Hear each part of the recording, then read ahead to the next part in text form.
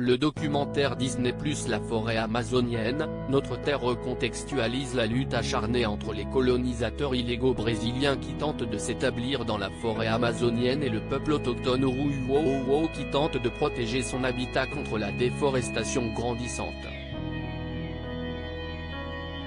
Disponible depuis le 13 janvier 2023 sur la plateforme Disney+, La forêt amazonienne, Notre Terre est un long-métrage documentaire produit par National Geographic Documentary Film qui offre un regard immersif sur la lutte du peuple indigène Uruuo contre la surexploitation illégale de la forêt amazonienne.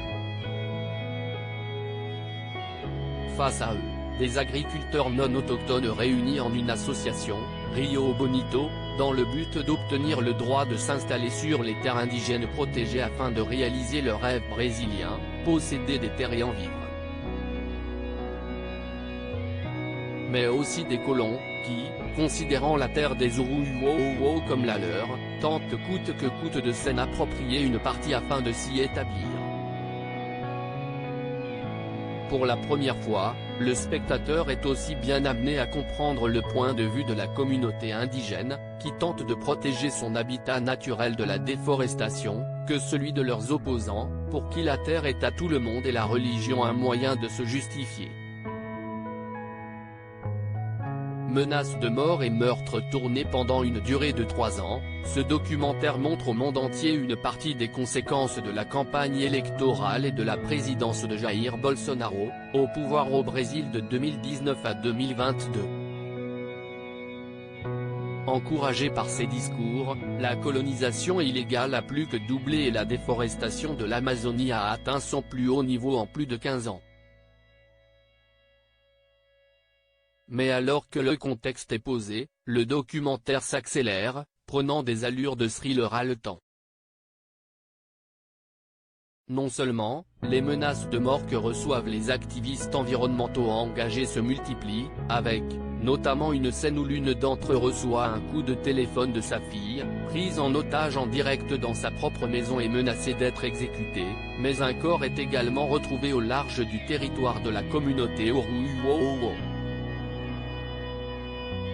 Il s'agit du responsable de l'équipe de surveillance indigène, âgé de 33 ans, intervenu plus tôt dans le long métrage.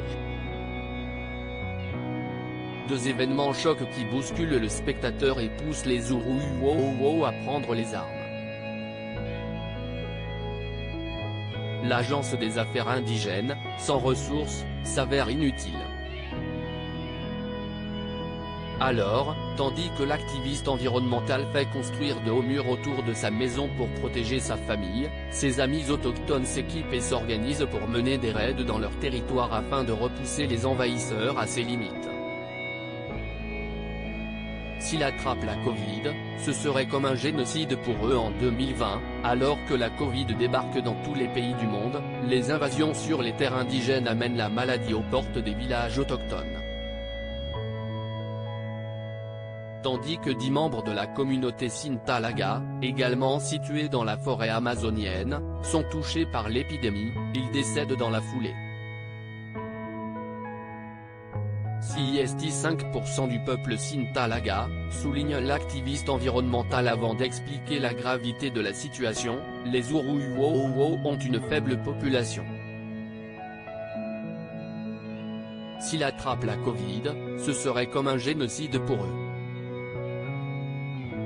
Devant ce danger mortel, la communauté ferme l'accès à son territoire, crée sa propre équipe de communication et filme elle-même sa part du documentaire. Pour le peuple indigène Uruuo, qui a, depuis, créé un site internet, la lutte continue. Découvrez Disney+, inscrivez-vous maintenant.